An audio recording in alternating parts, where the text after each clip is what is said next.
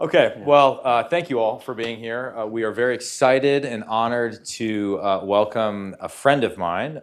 It's also very infuriating when I meet people that are around my age that have been exponentially more successful than me. And Jim is one of those people. So despite my pathological envy of Jim and his career, there is no better voice in America or in the world today to help us think through this issue of rare earths, critical minerals in the context of our broader competition with China. So please join me in welcoming Jim Litinsky, the CEO of MP Materials. And you should know it was a love fest when I first saw you in Congress the first time I walked out and I said, we got to get to know that guy better. It was probably, it was more reflection on the average member of Congress's intelligence level. You're like, that guy can form a coherent sentence together. Yes. We should invest some time in him.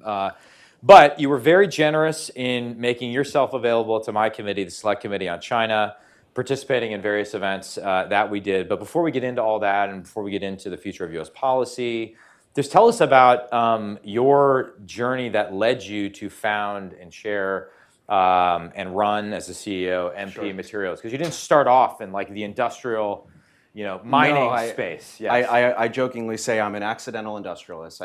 I started out as a hedge fund manager. I had absolutely no expectation of doing anything real. I was moving numbers on a screen, and the whole thing started. I remember I had noticed the predecessor, which you jokingly referred to as it was like the Enron of mining. It was a total mess, and so there was this mining company in the rare earth space, and it was a really sort of exciting story about supply chain and all of this, and they spent a couple $1 billion building out a refinery at Mountain Pass, and I remember when it went public, and then I remember a few years later it was headed to bankruptcy.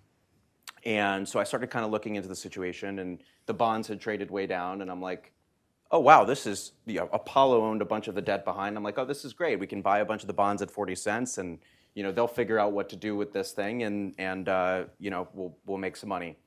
Well, long story short, when it went bankrupt, it went into total free fall. The situation was Enron-esque in the sense of sort of what the market perception of what was happening at the mine and the build versus sort of the reality was very different. And I'll say 2 years of bankruptcy litigation and a big saga, just to suffice to say, not a single financial or strategic buyer showed up to buy this site.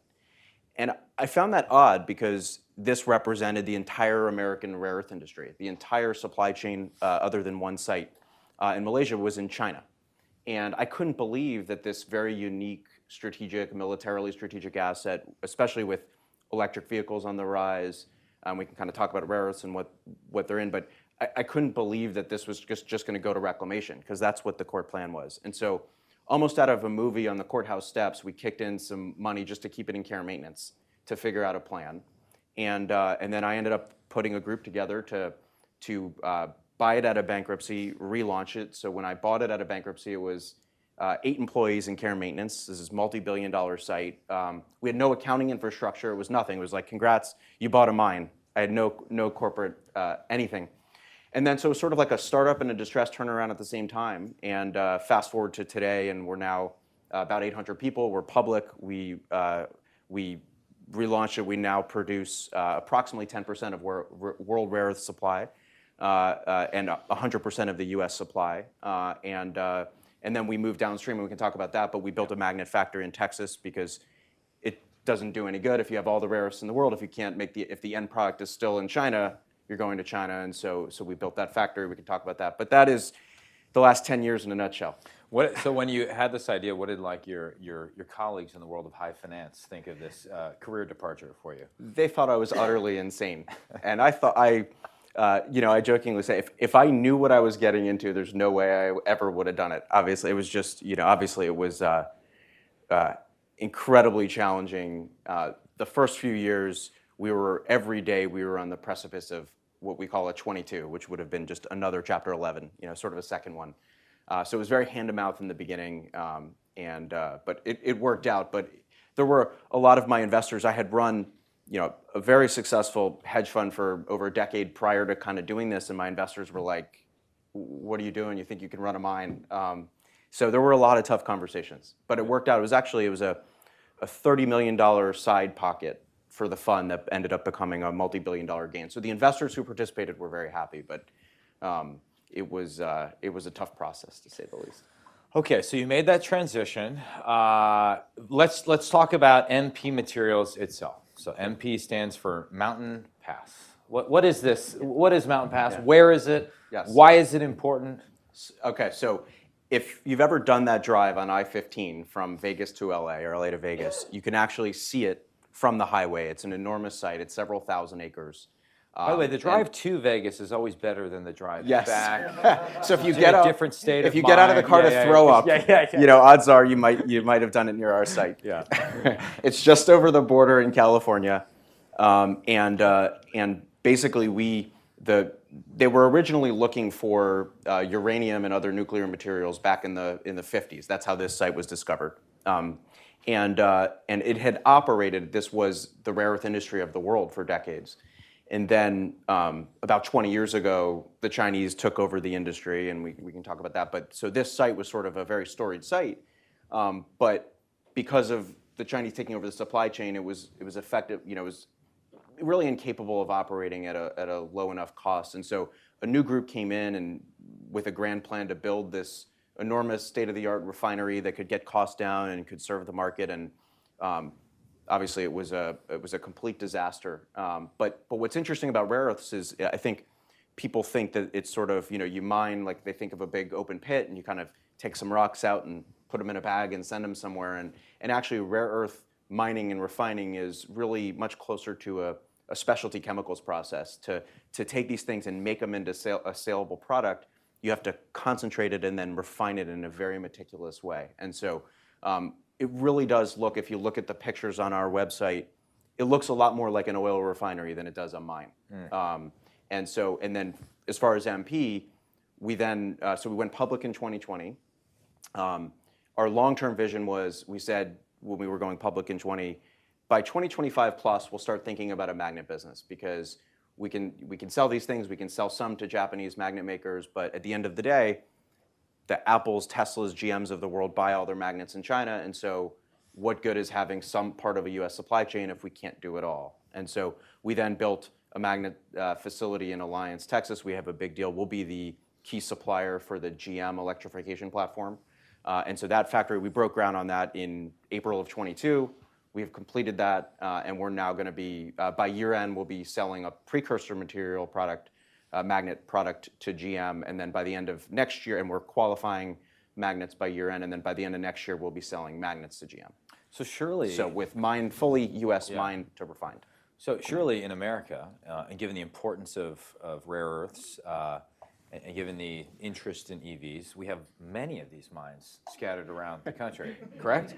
Unfortunately, well, the funny thing is that your backyard is a rare earth mine. If you have a backyard, you have rare earths in it. And so we often, I think, I get a call I a thought week. you were talking about Michigan, Wisconsin's backyard. Yeah, I'm sure there's one in Wisconsin. Yeah.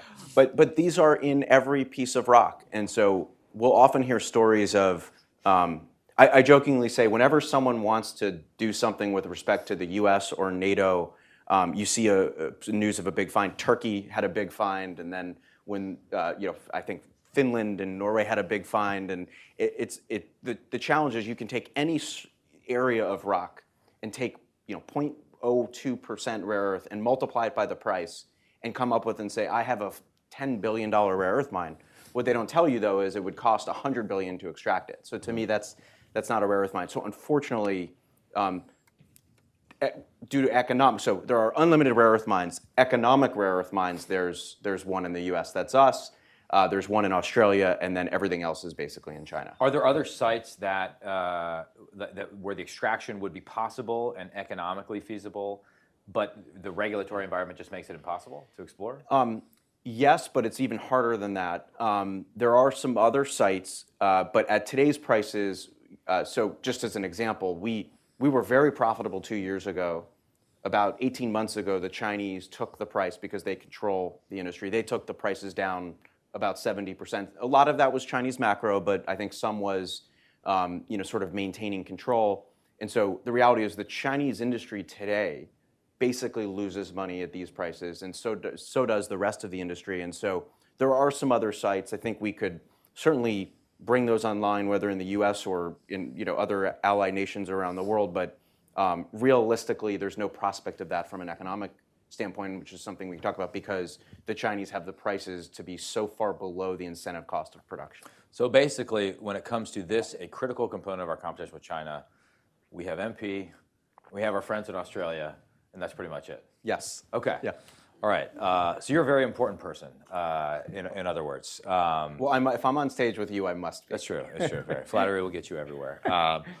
Okay. So talk about then, situate MP and your production in that global context. Like, do the relative assessment of you versus China, and just how dominant is China's position in the market, and translate it in terms that make sense for those of us who studied liberal arts in college. Yeah. Sure. Well, in really simple terms, the magnet, and ultimately it's high-powered magnets. So rare earths are a nice sounding thing, but it's the magnets in EVs, wind turbines, robotics, missiles. Obviously, I'm sure many people have heard. We can talk more about that, but it's the magnets that actually are the end product. And so the Chinese effectively control north of 90% of the magnet business. As you move a little upstream, they have a little less of the refining because both us and a company in Australia refine. And then as you move a little further upstream, both of us make a more concentrated product. And so the reality is that the Chinese completely control the price. They can set prices anywhere in the supply chain that they want, and you'll see sort of different economics throughout the supply chain depending on kind of what policy they're trying to achieve. But for all intents and purposes, the world is a price taker from whatever Chinese government policy is. And I assume it is Chinese government policy to massively subsidize that industry. And you alluded to losses that they were subsidizing. That's the big challenge, and there just isn't a level playing field, right? Yep. So if I want to sell into China, there is a VAT, and they have a tariff on rare earths. So we are at a 40%. A VAT and a tariff. A VAT and a tariff. Yeah. So we'd be at a 40% disadvantage to sell directly into China, whereas if we wanted to sell into a refined rare earth into China. We can sell a concentrated product with just VAT. But so the point is that they really control it, and economically we're really important, but if they decide to take the prices to whatever level, then that can be the end of a global industry. Interesting. That would be bad, I assume. Yes. Okay. I think so. But help us understand why. Yeah. Like beyond the fact that there are those who want to buy electric vehicles, you need magnets for those. What else is this important? Well, what they do, and I should have. You asked this, and the other thing beyond sort of the tariffs is when you think about the level playing field, there's effectively no cost of capital in China. In the U.S., I run a public company. I'm a fiduciary. If I want to do a project, I need to have a return on capital.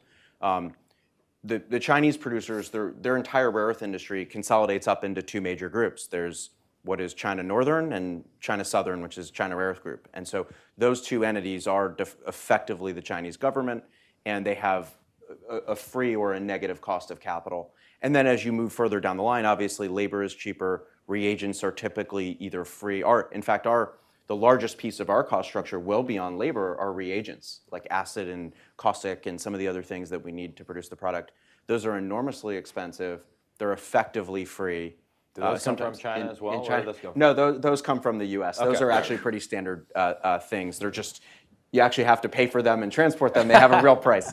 And so there are things like that. And so when you look, and obviously there are environmental and regulatory differences, to say the least. And so when you add all of that up, this is not a level playing field in the least. And so when we talk about tariffs or tax credits or other policy, it's not that we're looking to be isolationist, but it is not a level playing field at all, in a very big way. And then what would your magnets be used for in a more pure national security context as opposed to just electric vehicles? I think the big use case that will be increasingly apparent and really critical for all of us to think about are robotics.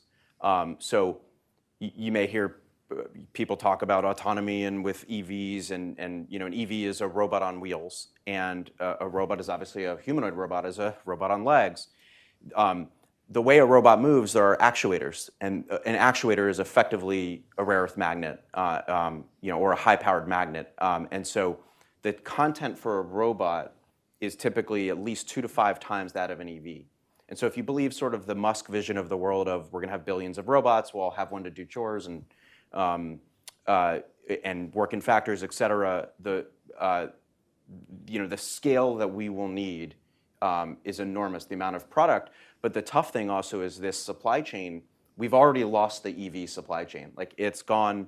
Obviously, the upstream, the entire EV supply chain is controlled by China.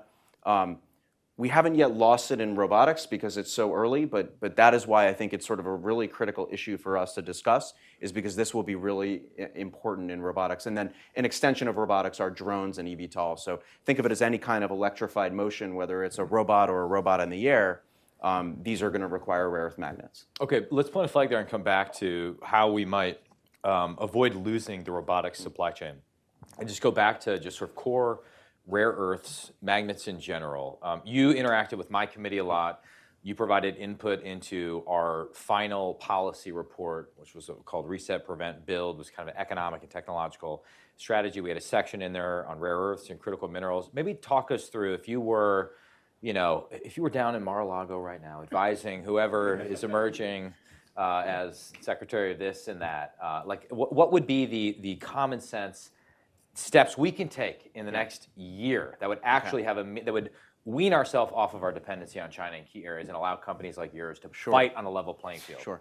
So I can think of a couple major things that I think will have very high impact that I think can actually get the job done. And I want to start by saying, philosophically, I think that we need to have a supply chain that is self-sufficient, private market oriented. It can't just be sort of one national champion. It'd be nice if we are the national champion, but it'd be good if there were at least a couple others, a broader supply chain. And I think there's certainly tax credits help any company in the space. Wait, could I stop? Yeah. Philosophically, would you say that pertains to your industry because of its unique nature and the national security implications, or like across the board? For materials. Yeah. Well, I think every materials vertical is a little bit different. So for example, lithium is ubiquitous.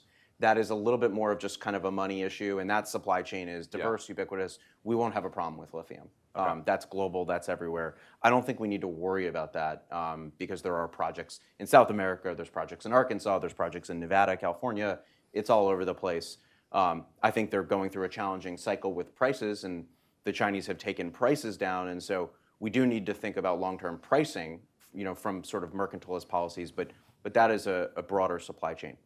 In rare earths, I think it's leaning towards more we're going to have one or two national champions. I mean, we have achieved now the full supply chain, and we're on the precipice of it. We obviously are a logical national champion because we've got the one site, and we are, have shown we can be successful. And so, to the extent that we can, and obviously this is self-serving, but to the extent that we can scale and be able to grow our business and be more successful, it's an example of a national champion that can exist. And frankly, the Chinese industry has two champions, and that's it. But beyond that, I think as far as sort of general policy, an idea I sort of had recently that I've discussed that I think is probably something we could, if I were in Mar-a-Lago right now, kind of talking about how do we do this in a way that sort of fits our principles. Pretty much the only person that isn't in Mar-a-Lago right now. Yeah, exactly. Is I would actually look at the agriculture industry as an example. So if we go back to the 1930s, there was concern during the Great Depression about our food supply. And then the Dust Bowl kind of came through, bankrupted a lot of farmers. And the reaction to that was, in 1938, the Federal Crop Insurance Act. And that established the Federal Crop Insurance Corporation. And what that was, and it took, frankly, it took a few decades before it had, really substantial impact. But the concept was, it was a public-private partnership, a government reinsurance corporation that allowed private insurers, or public companies, but private market insurers, to insure farms around the country to basically provide revenue and weather protection, et cetera. Obviously, weather is not an issue for us, but the key issue is sort of Chinese mercantilist policy. Do they take, when they see capital forming in our space, do they take the cost of capital, do they take the pricing down so that no matter where you are in the supply chain, you can't achieve success? And so I think if we could create a public-private partnership insurance corporation that could provide revenue protection for a few of the areas in the supply chain, i.e. the mining, refining, and magnet making.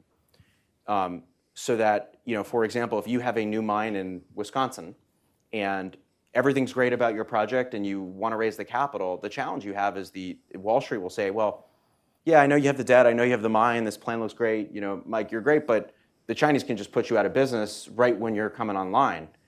But if you could buy an insurance policy that was set at the incentive cost of production for a decade post operation, now you have to deliver to collect on that policy, that would have the effect of eliminating the mercantilist risk from your investors, and I think it would be a lot easier to raise capital, to form capital, and you could create more of an industry around it.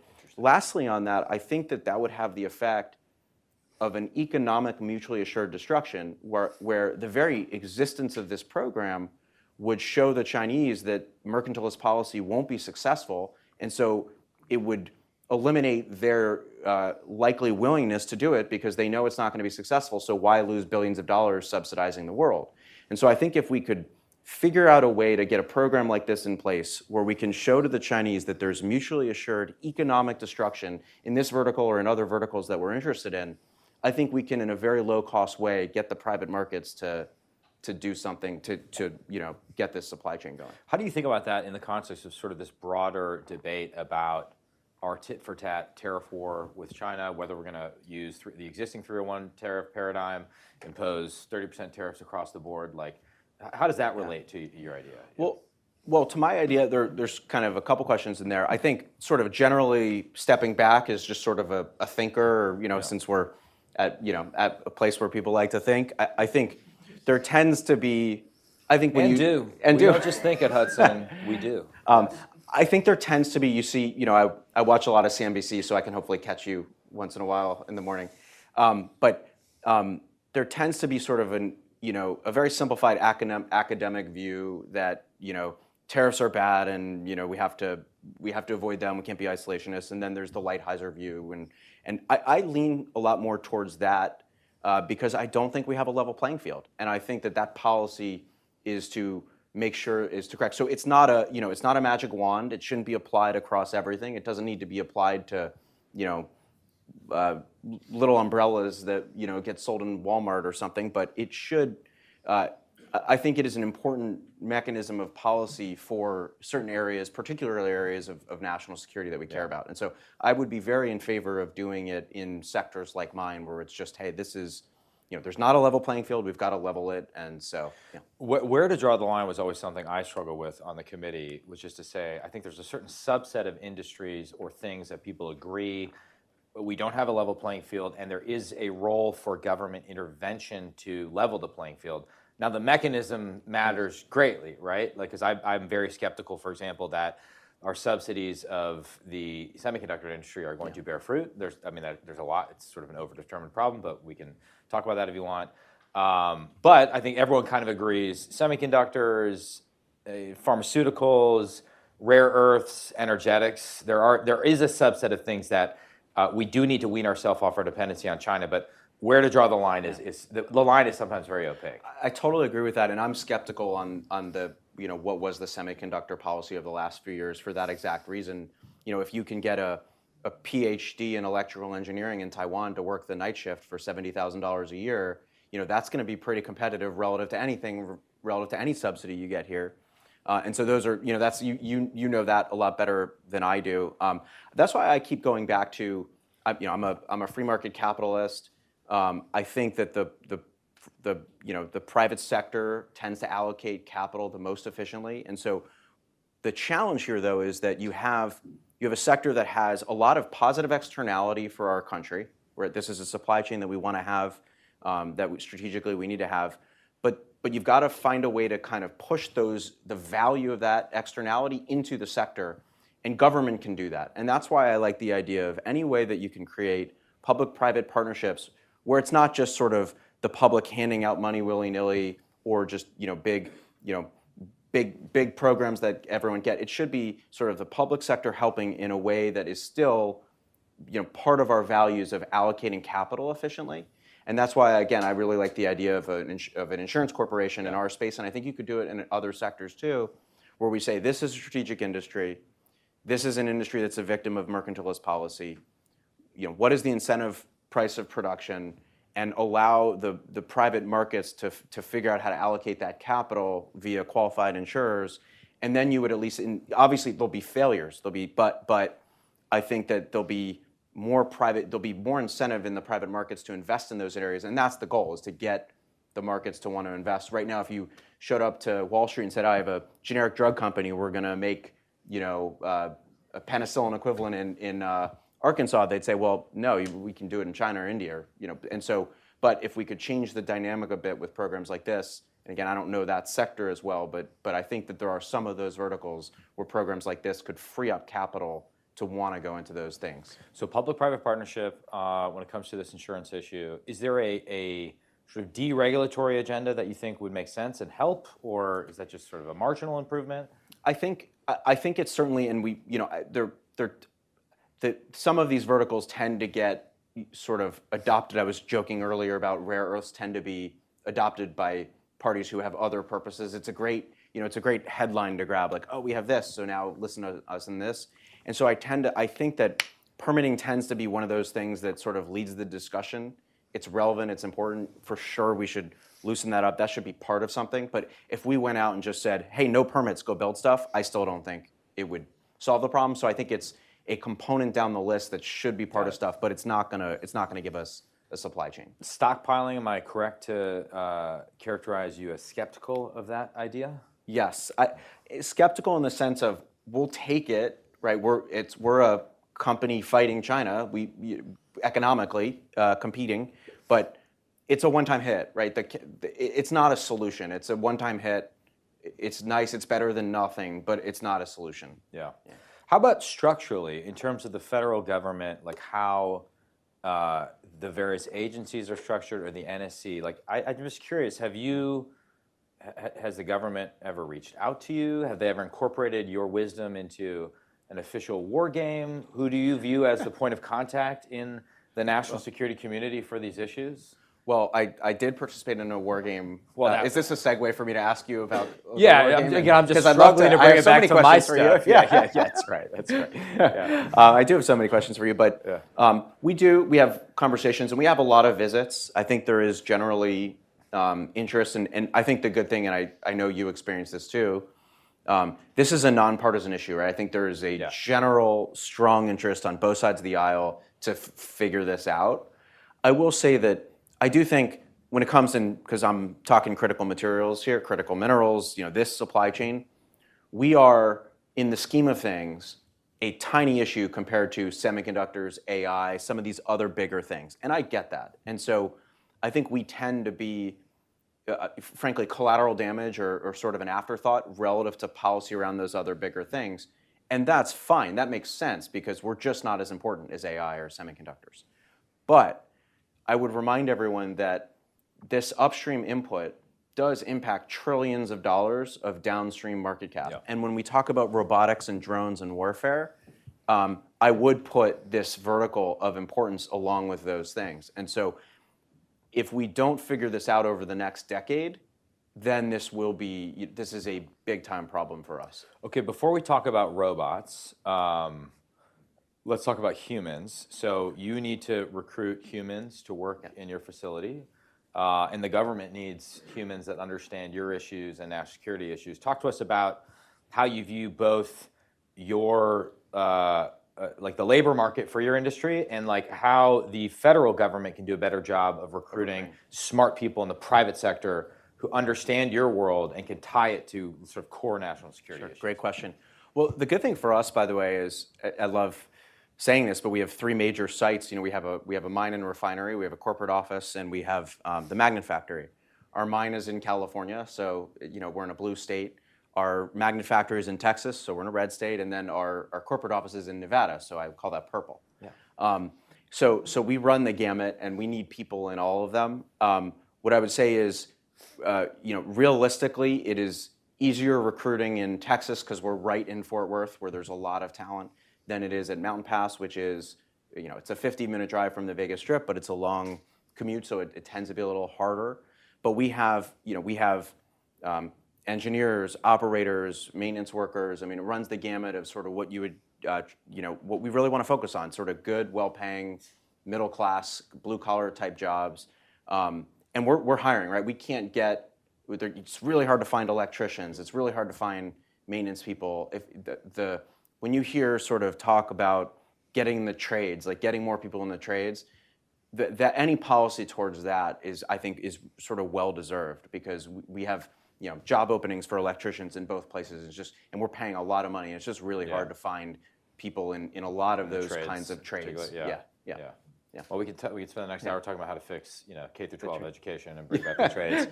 But how do you think about? I mean, you've interacted with members of Congress, you interact with people in the National Security Council. Like, how do you think about the government being able to harness top-level talent in the private sector, whether it's for DoD or whether it's for commerce or treasury? It seems to me, I ask this, I think we make it a little bit hard for people that have unique expertise and who have been successful in private life to serve in government. Yeah, I think that's right. I'm frankly excited to see the new administration with irrespective of your politics, the fact that you have Elon Musk and Vivek and all of these private actors who are, and I know some of these people, and I can tell you behind the scenes, there's a lot of people in business who are like, I myself texted a friend in that sphere, how can I help? There are a lot of people who want to help.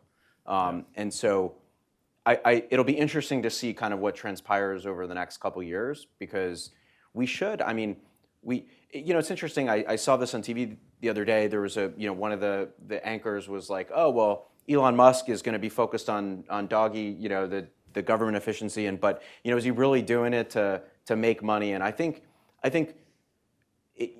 the pendulum is probably way too far on the mindset of conflict. Like, yes, there's conflict when private actors go into government, but we have some big time problems. Like, let's not lose sight of the forest, through the trees, or whatever expression you want to use. Like, we need to think of this like sort of a World War II production board, or we have a lot of problems to fix.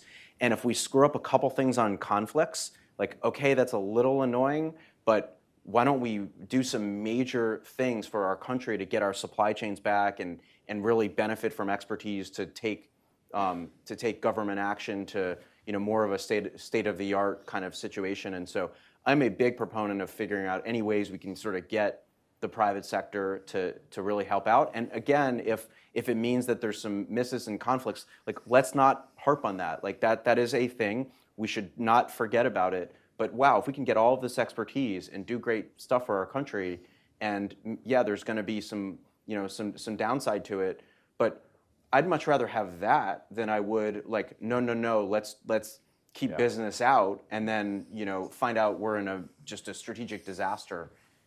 Keep business out or continue government business as usual. I think everyone, it's as I often say, it's time to make some original mistakes. That's a great way to say it. That's ultimately the American idea. We make original mistakes, then we correct. Okay, so robotics. Yes. Having solved various problems for us, how do we make sure we don't lose the robotics supply chain? So, in robotics, I include, I think what is strategically relevant that we're talking about are humanoid robotics or other kinds of form factors that will operate in factories. But then drones are flying robots, right? And obviously, I don't need to talk about the importance of drones with respect to national security, as well as other sort of expanded drones, eVTOL, right? So sort of, and kind of when we look across that board, magnetic content and supply chain are sort of even more critical than an EV. And so I think we should, and I don't know if it's some kind of Jones Act with respect to shipping or something where there is a holistic view of we need to have supply chain for these industries from non-foreign entities of concern or allied nations or whatever the right nomenclature is, so that this supply chain is forced from the beginning to develop and be broad. We cannot lose this supply chain. And right now, right, like I think, was it 90+% of the drones right now, you would know better than me, I know you focused on this, are made in China, right? Or the stuff our military is made in China. Why wouldn't we solve this problem now, especially when right now it's sort of just an acute national security issue? As it becomes a bigger, broader commercial national security issue, it becomes virtually impossible to solve. But again, if we do it now, there's a higher likelihood that we'll have the downstream trillions of dollars of market cap here as opposed to dominating there. The fix now, however painful, is far less painful Yes. than it will be the longer we delay. Yeah, and I will know. I will also say on that note, for example, with respect to EVs, in my supply chain, one of the things that often makes us collateral damage is there are sort of very, frankly, powerful, big, important companies further downstream that don't want to deal with this issue. Like if you take the defense primes, they want to keep kicking the can with respect to supply chain requirements, and they kind of throw up their hands and say, oh, we can't do this, there's no supply chain. And so there's, the discussion is very often around waivers. Why is that in their interest to do that? Because if they can get a waiver, they don't have to solve the problem, and it's very expensive. If you take Lockheed or Raytheon, I don't want to pick on a company, but take some product that they sell that's, a name of record product or whatever, they may have some magnet spec from 30 years ago that is frankly less efficient, less productive, not as good, versus something that we could make today. But to switch that out is very expensive and painstaking to them, and so there's no incentive to do it. And so you have this inertia where it's easier to seek waivers and just kind of kick the can on this problem because the people who are incentivized to do it are not the people who are actually doing it. The people who need to buy these products have no incentive. And so I think also forcing that government can be really effective in saying, you've gotten waivers the last few times, no more. Or okay, if you want a waiver, what you need to invest capital to help solve this problem. Because I think, again, if you just look at the primes, like there's just been such inertia. And the common argument is, well, I can't buy anything. Well, yeah, you can't buy anything because you haven't tried. And so fine, if they get a waiver this time, it should be, you'll get the waiver, but we want to see you invest $1 billion, in X, Y, and Z or whatever. And again, those kinds of things can be worked out. But I think it's a real problem because we will be in there advocating, as if we're in Congress or the executive branch or whatever, advocating. But then if an Apple or a Raytheon or someone much more important than us goes in there, everything we said is like a sideshow compared to their issues. And frankly, as it should be, we're not that important. But there needs to be a balance because those companies will have Chinese names in a decade or two if we're not careful. Okay, so taking a step back, one more big question before we get into audience questions. You started off as a hedge fund bro, and then now you find yourself a magnet baron and national champion, but really at the forefront of a unique part of competition with China. What do you think you've learned about China, or rather the Chinese Communist Party, as a function of this phase of your career? Sure. Well, first, I would say the biggest learning is building real stuff is hard. And it's obvious, but when you actually go and do it, it's even harder than you think. Yeah. And it's sort of be careful what you wish for. I remember running my fund, I would, I raised a lot of capital and was very successful, and I did a great job for clients, and the rewards were great. But I always had a little guilt to, be like, oh, I move numbers on a screen and these rewards are enormous and I should go do something. And then I guess I got my wish. At least I still have my hair. I move numbers on a screen. It's really hard. But it's really hard, and it's every day is a knife fight. Yeah. And what's really frustrating, I think, in our space in particular, is just, I guess what I've learned about the Chinese is they're really tough to compete with. I mean, it's some random software company or widget manufacturer is competing with another software company or widget manufacturer. We're competing against the Chinese government, right? That's really depressing without help.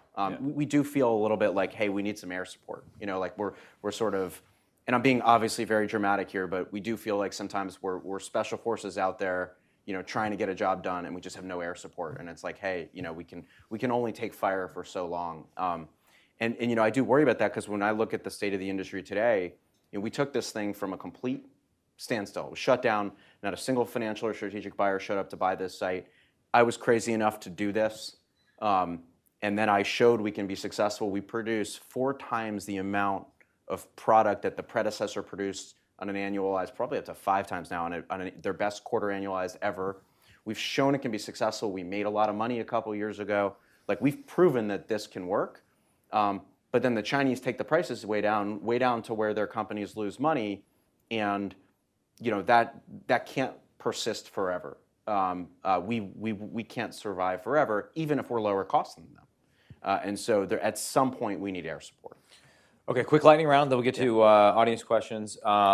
Beyond China or your industry, what other foreign policy or geopolitical issues do you find interesting or most care about right now? Sure. Well, obviously, looking around the world, I care very much about what's happening with respect to the two major theaters of war, and I'm a big believer in Western civilization and sort of the great Judeo-Christian values that have made free market capitalism that have made America great. And so, obviously, on a personal level, taking my MP hat off, had a lot of concern with how the now outgoing administration operated policy, specifically in the Middle East and elsewhere. So I'm glad to see sort of a real change in policy on that front ahead. When you're not running an incredibly important company, do you do anything fun? Do you read? Do you read fiction? Yeah. Do you watch lowbrow TV? I do. I read a lot and watch lowbrow TV and try to get exercise. I'm pretty boring on that front, but got it. I like to share good book ideas with you. So yeah, I need to steal some from you. I'm embarrassed to admit some weird sci-fi books I'm reading right now. My new thing, I don't have a recommendation for you yet, but I've got a few.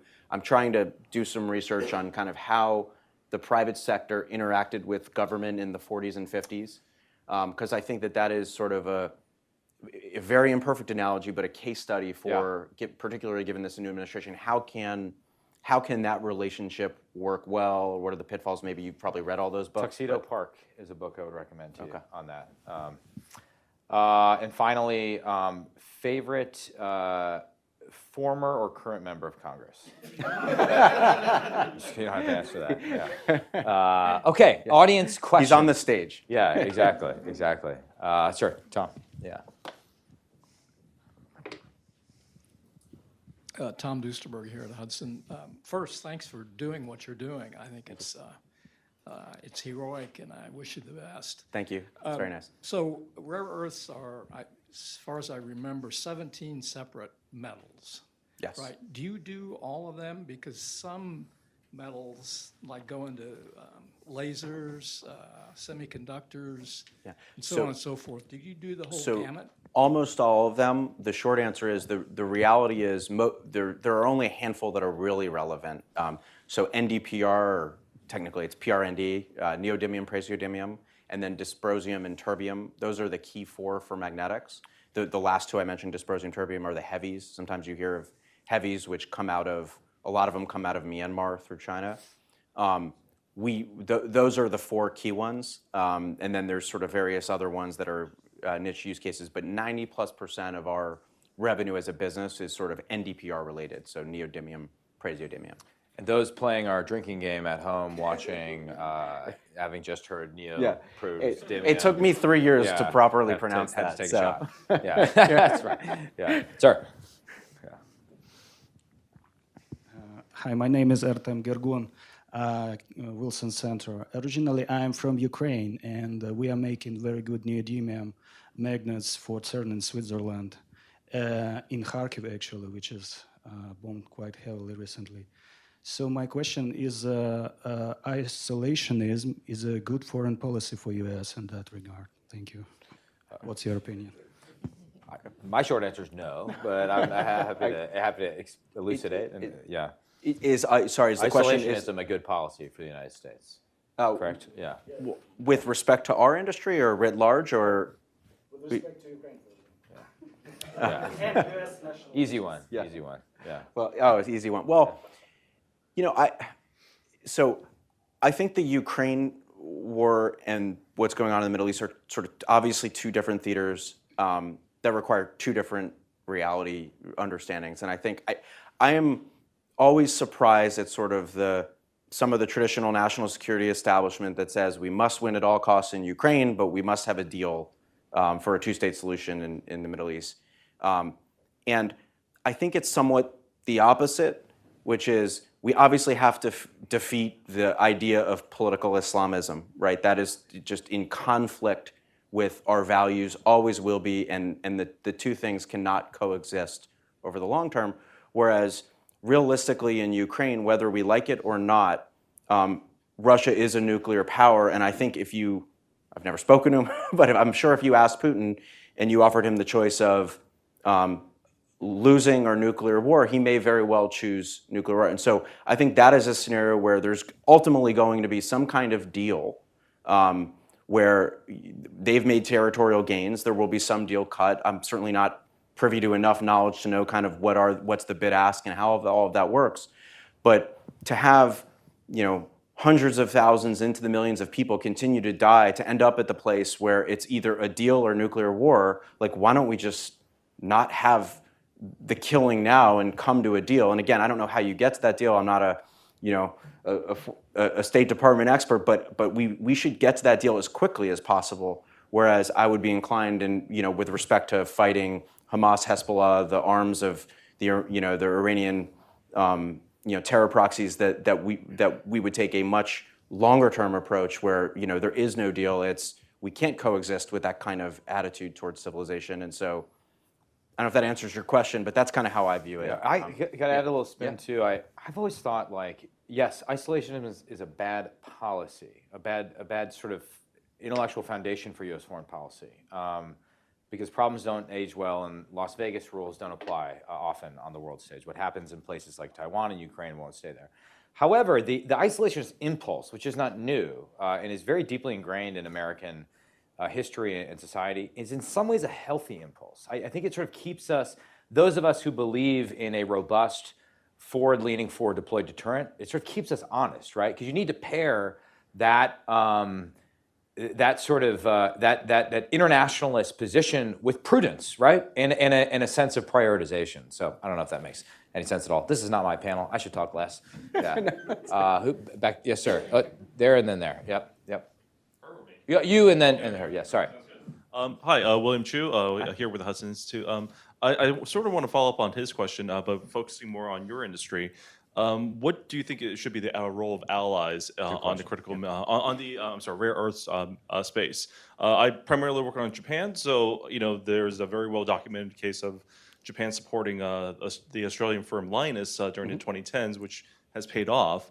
So I guess going forward, what scope is there for working closely with our close allies on rare earths? Is it through finance? Is it through a wider proliferation of what you propose of this public-private partnership and ensuring prices?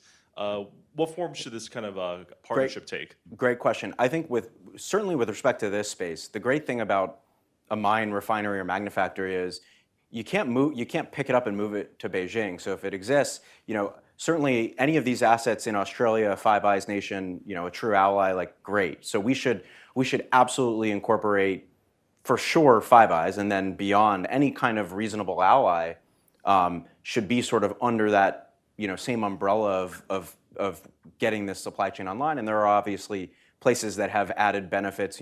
Certainly Australia and Canada are very effective jurisdictions that appreciate mining.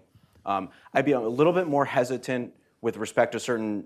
Africa is a very powerful mining area. But obviously, sort of the Chinese influence there is very significant.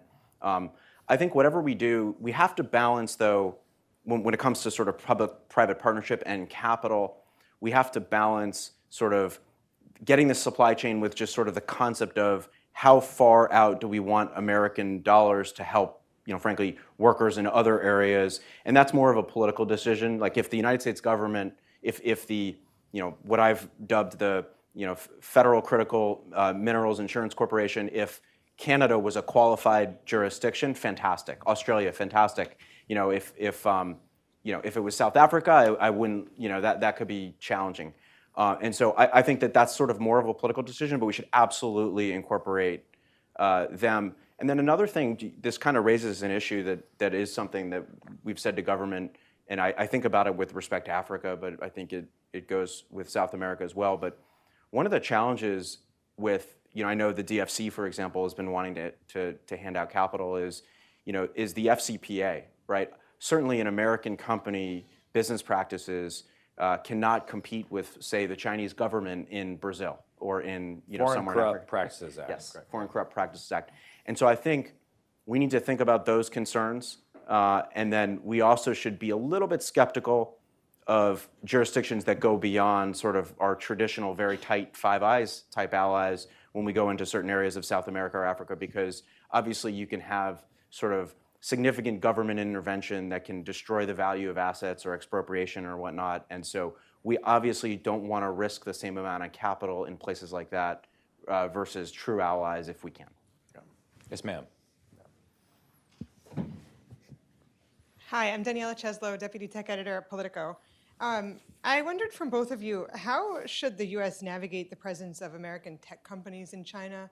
I'm thinking about Apple, which just announced a new lab in Shenzhen, or of course Tesla and its Gigafactory. Can these companies continue to manufacture in China in this increasingly rivalry, hostile environment? Why don't you do that one I'll first? take this one. Yeah. I've made the case to many of these companies that, my view is this trend of decoupling is going to continue.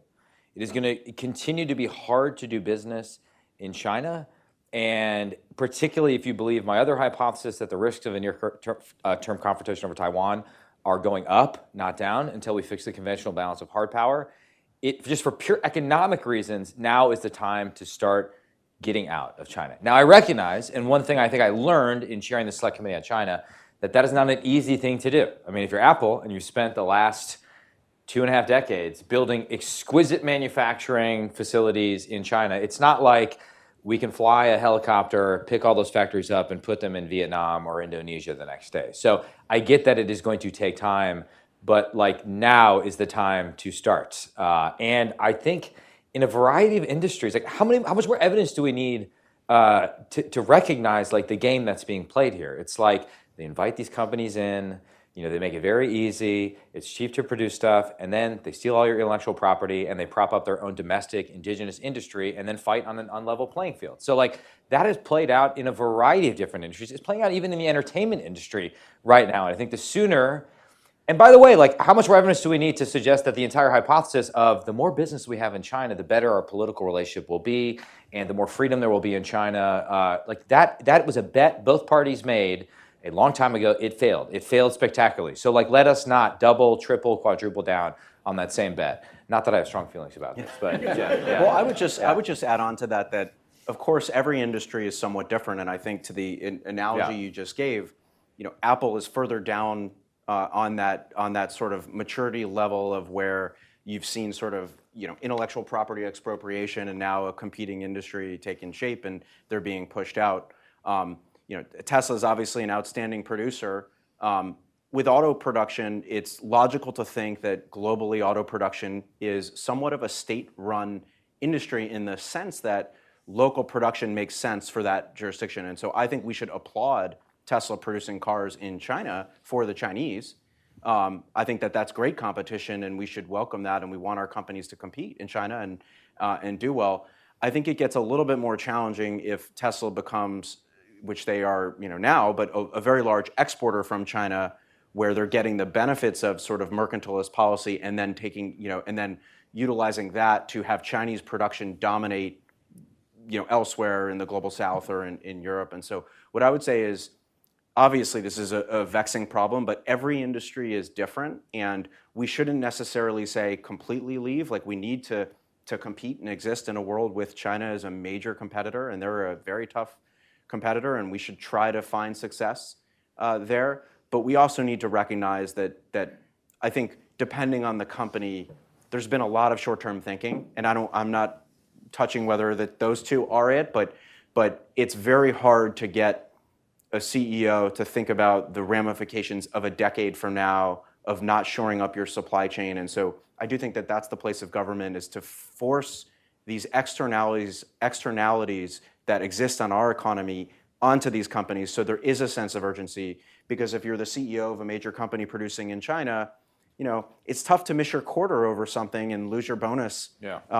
Versus make a long-term decision that is for the benefit of the United States of America that may cost your shareholders something. The government should provide cover for that. The government should help companies make those tough trade-offs, and I don't think we've done enough on that front.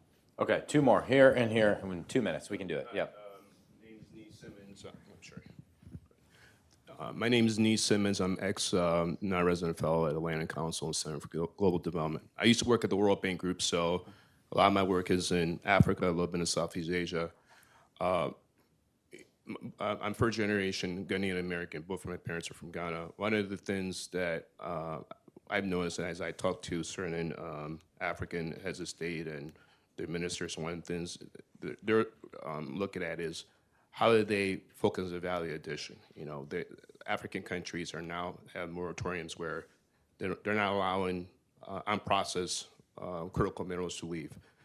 And then you have, you know, I've written quite a bit around critical minerals, semiconductors, and there's a few people who've seen what I've written from DOD, and they said, "Nee, we're concerned about the coups in Africa. How do we secure some of these critical minerals? Because we're worried about Russia, China, and that sort of thing." Question to you is, what are your thoughts on that? I mean, you kind of addressed this before. Obviously, FCPA makes a, I mean, you don't want Justice Department knocking your door and say, hey, you know, what did you do a couple of years ago? So there's in the era of strategic competition, how do you, in your thoughts, how do you partner with African countries to develop a partnership that is win-win? Because this whole China plus one strategy, Africa is not in the conversation.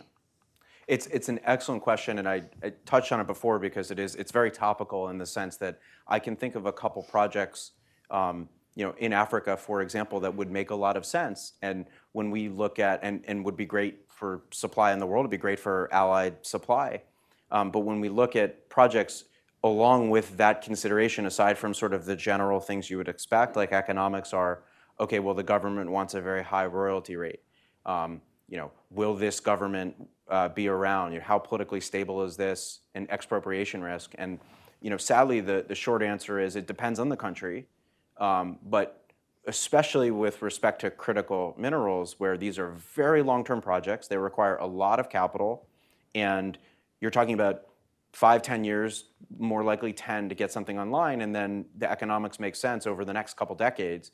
And so to do in and out, it's hard enough to know what our political situation is in the U.S., let alone Africa, a couple decades out. And so that is the challenge with respect to those, and frankly, why it's much harder as an American company to do business there vis-a-vis, say, China, for example, that can, you know, frankly, have much more extreme methods in how they're dealing with the government and other entities in the country. And so that would be on the list of things to think about, is kind of how we can help. And I mentioned FCPA, but in thinking about sort of general expropriation risk, and maybe it's tied into this insurance concept.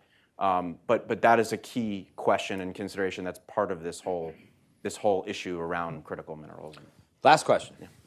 Hi, I'm Julie Millsap. I'm with an organization called No Business with Genocide, really subtle title there, with a background in human rights advocacy. Okay. So I'm wondering if you could just touch a bit on what role sort of the effective instrumentalization of human rights messaging plays in your thinking of trying to get actors and partners to prioritize securing this particular. Well, it's nice to see you here, and I think it's great because certainly when we think about the challenges globally and where, you know, there are people that are oppressed and whatnot, there obviously, at least on our college campuses, tends to be an overly focused on one specific group and ignore the gender apartheid happening to, you know, many people around the world in many countries, and certainly in the Uyghur situation. With respect to rare earths, it's not something that we see a lot as an issue because it's much more of a downstream product issue. And so when I think about the mines we're finding in magnets, we don't see that. The bigger issue that we see is that there is quite a bit of rare earth supply that comes in from Myanmar. So there's a border region. The country's kind of dominated by a military junta, but the opposition party has kind of taken over a chunk of that area. And frankly, the mining that they do there is very environmentally destructive. They'll do, for example, they'll just kind of pour acid on a rock to get stuff and send it to China, and it's just a total disaster for the people there, and so that needs to get cleaned up. So we tend to see that issue as sort of something that gets discussed and talked about, but I guess fortunately or unfortunately for our space, it doesn't necessarily touch the Uyghur issue, you know, as much, just because we're not we're not there. Ladies and gentlemen, a private sector leader and a true patriot, Jim Litinsky. Thank you. Thank you. Awesome. That was great. Awesome. Great. Perfect. That's fun. Perfect. Cool. Thank you, everyone. Great.